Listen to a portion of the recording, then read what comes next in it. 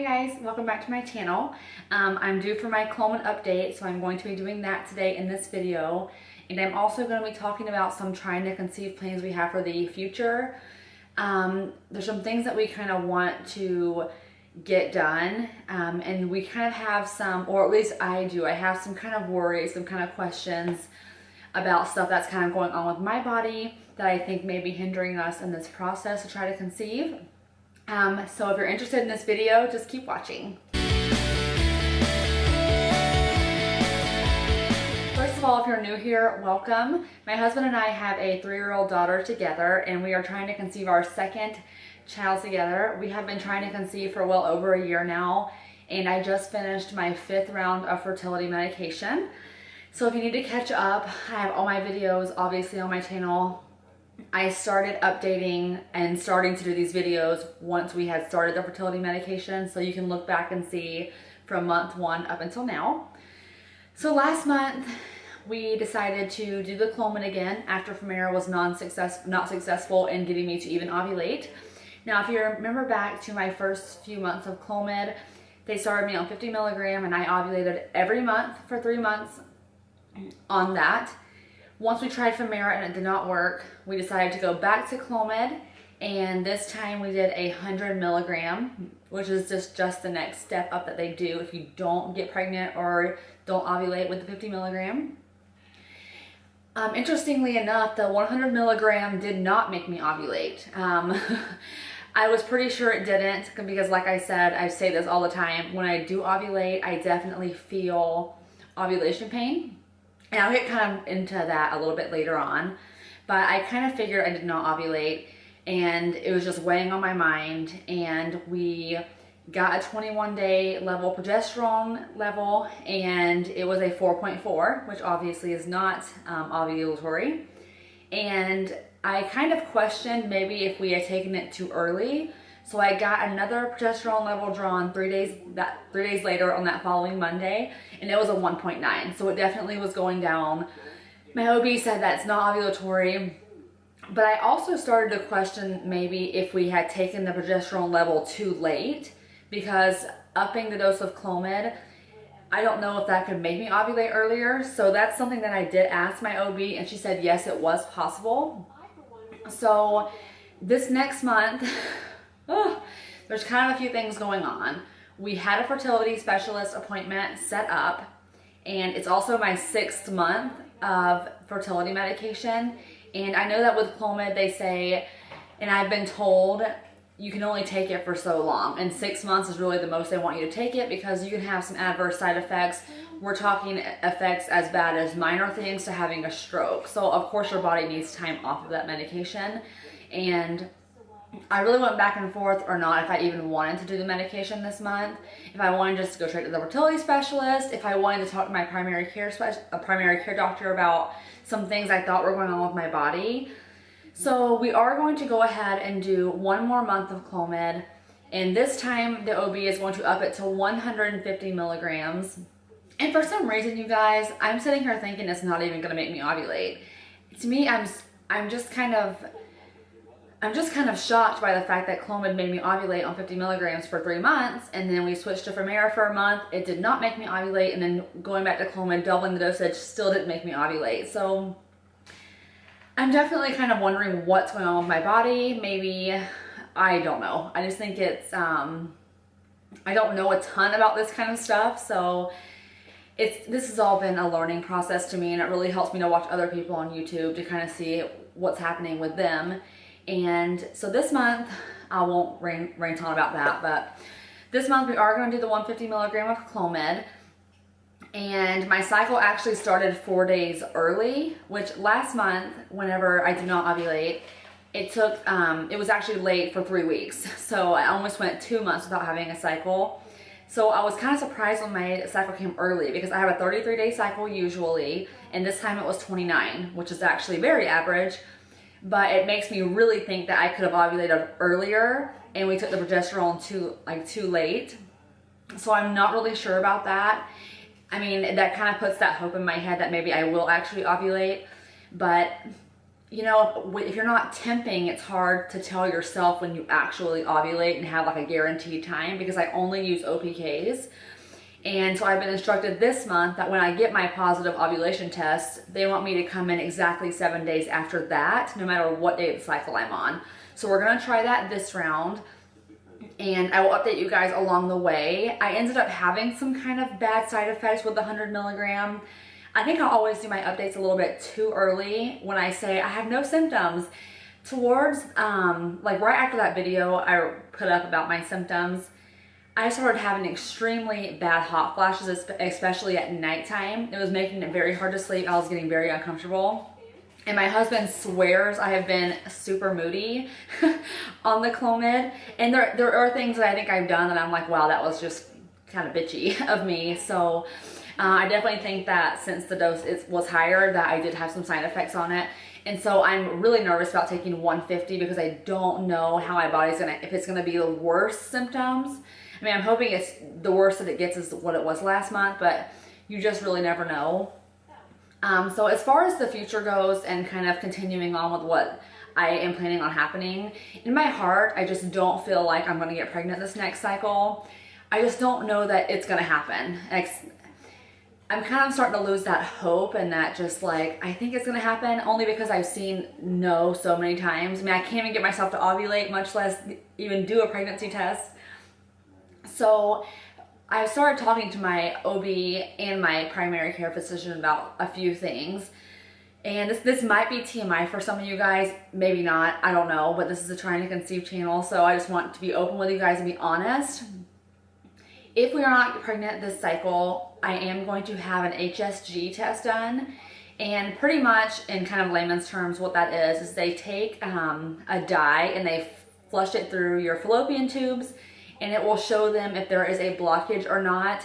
And most of the time, from people that I know, people that I'm friends with, that have told me, is the fallopian tube dye test, pretty much, when they put the dye through your tubes, it actually kind of clears out your tubes, so you have a very high chance of getting pregnant after that test is done, because your tubes are just wide open and there's no blockage. Now, of course, if it does come back and there's a blockage and the dye can't get through, then yeah, that's obviously a problem. One of my dear closest friends, her and her husband tried to get pregnant for 5 years, and she has PCOS, and she has to be on all kinds of medication. She had to be on different kinds of medication. I believe metformin is one of them she had to be on, and they were doing no fertility medication. And after 5 years of trying, they ended up getting an HSG test done, and she was pregnant the following month. So that really makes me feel like that's amazing. I've read tons of stories that's happened to people, but of course my biggest fear is the test coming back and my tubes are blocked and I have a bigger issue.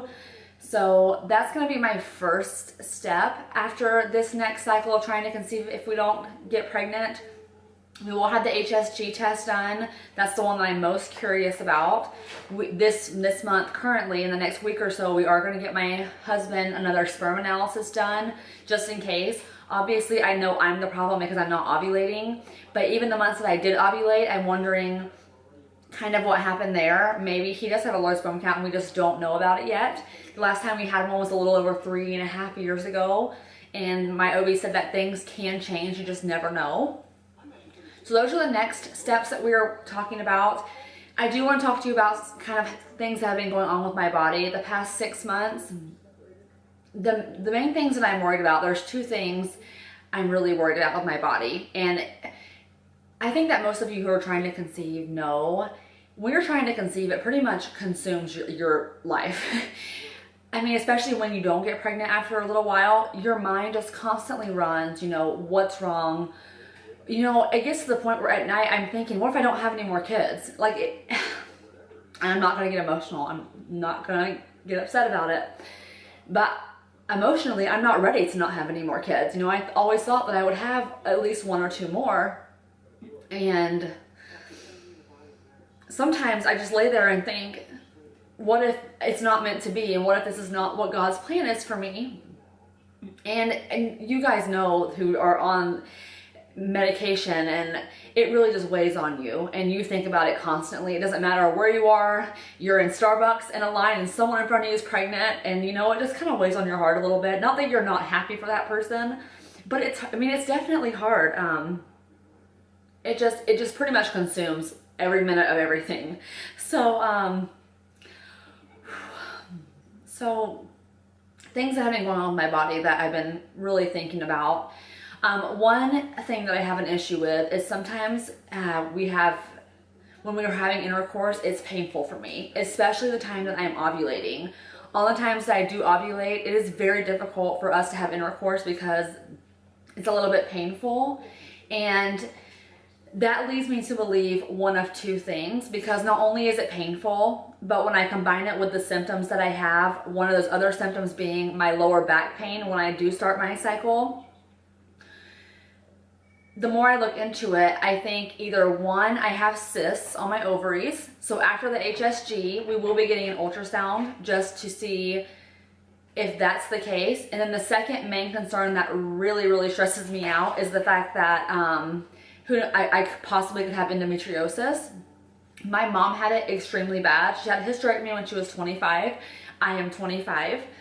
So it kind of makes me extremely nervous. I don't have as many symptoms as far as endometriosis goes, but I do have 2 or 3 of them. I have more symptoms of having cysts on my ovaries, and I did have a cyst about 2 years ago that ruptured. It was extremely painful. I had never had that happen before.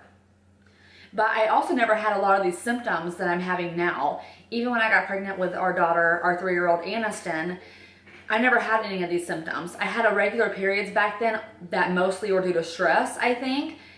But as far as how life's been the past few years, I've had regular cycles, never had this issue. As soon as I got off birth control and we started trying to conceive, these symptoms kind of slowly started to come. And my primary care doctor said that a lot of times with endometriosis, when you're on birth control, it actually kind of mutes the symptoms and you don't notice them until you're off, because it kind of keeps it in control. So that's the one reason why I'm thinking that could possibly be it, even though I don't have a ton of symptoms because of it. So the reason why I'm telling you guys this is because if any of you have any of these, if you have cysts, if you have endometriosis, please reach out to me. I would love to talk to you. There's not many people in my life that have these things, so I only get kind of 1 or 2 perspectives, and I would really like to hear from you guys because I'm like going stir crazy. But that is definitely our plan. I definitely want to try this with the Clomid first, then go to the HSG, and then we'll talk about doing the ultrasound, or even, I would think worst case scenario, we would get a laparoscopy done, which is how they check for endometriosis. They pretty much have to do surgery to find it, and that's really disheartening. I mean, they go in, and a girl that I work with, I think I've mentioned her on this channel several times, she tried to get pregnant with her husband, and she's my main source of talking to someone like in real life about this stuff. Her office is just right down the hall from my office, so we casually walk down and ask how each other's doing. She has 2 beautiful sons through in vitro fertilization, and she used Clomid for many months trying to get pregnant. When it was unsuccessful, they ended up doing a laparoscopy, and when they went in, she had endometriosis so bad that they had to take out her tubes completely. So when she woke up, she had no tubes. And I know that's pretty much worst case scenario, but it really makes you think about things. So the only way she was able to get pregnant was through in vitro. And my husband and I have talked about in vitro, and we definitely will do it. If that's what we have to do, we absolutely will do it. And I feel like I know that we can do that option, and it's there. Of course, like anyone else, I would prefer it to happen this way before having to go. I mean, in vitro, there's 2 things about in vitro. Number one, obviously it's very expensive. That's no secret. It's a lot of money. And the second thing is how much your body goes through, and just the process in general. I follow a few people on YouTube who have done in vitro and are currently going through in vitro, and I just feel terrible for them, and how, especially if it's unsuccessful the first round or 2, it's just so heartbreaking, and I can't even imagine what that will be like if we have to get to that point. So I just kind of wanted to throw this video out there and kind of expand it and talking about the future, because I would love to hear any of your stories. any of your situations that you're going through, if you have any of these, especially if you do have cysts or endometriosis, if you could tell me what your symptoms are. My main symptoms definitely are that intercourse is painful at random times during the cycle, and I do have a lot of lower back pain accompanied when I am starting my cycle or when I'm ovulating, and just at random points in the cycle. So I would love to hear from you guys. Thank you guys for staying with me on this journey, and I'm trying to make sure that my spirits are up, and I'm always thinking about you guys who are on my channel trying to conceive, telling me about your stories. I will get you guys updated. I will go ahead and start the Clomid. Today's Saturday. I will start it on Monday because today is technically day 1 of my cycle. And I am praying for all of you out there trying to conceive, and I will see you guys in my next video. Bye.